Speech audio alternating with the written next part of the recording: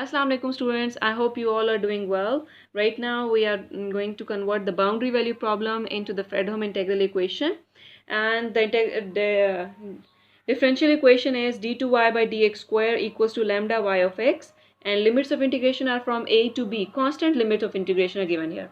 Y of a is 0 and y of b is also 0.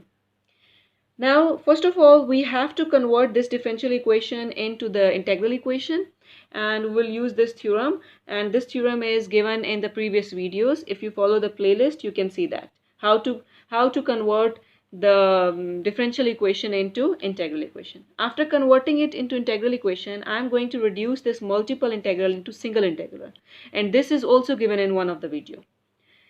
Now you got the integral equation, you have to use these conditions. First of all, put the x as a and y as 0 and simplify it. You will get this equation. Then in the same equation number 1, use the value of x as b and put the y as 0. You will use these values and you will get here this equation. Now you got equation number 3 and equation number 4. You got the c1, you got the c2 in terms of some integrals. Now you can use these, you can use these 3 and 4 in your equation number 1. When I will use these values of c1 and c2 into equation number 1, I got this equation.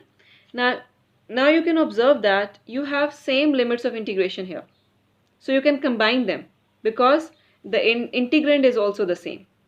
So just combine them under the one integral sign. You will get this integral. Now you know that this is not a Fredholm integral equation because the upper limit is a constant one. Upper limit of the first integral is the variable and the other one is the constant one. They are not the same. So what we have to do, we have to break it. How we can break it? We can break it, this integral, from a to x and then x to b. So let's break it. Write the same integral from a to x and then x to b. Now you can see that these two integrals are same, so write their integrals combinedly under the one integral a to x and x to b as it is. Now we can do what? You can see that you have a to x and x to b. We can combine them by a to b. They have y of t dt same, but this thing is different. So we can write them as kernel of x of t. And how we can write it? We can write it as a piecewise. Kernel x of t is this one and this one, both the integrands. This one, when you have a is less or equals to t, t is less or equals to x. And you have this kernel when x is less or equals to t, t is less or equals to b.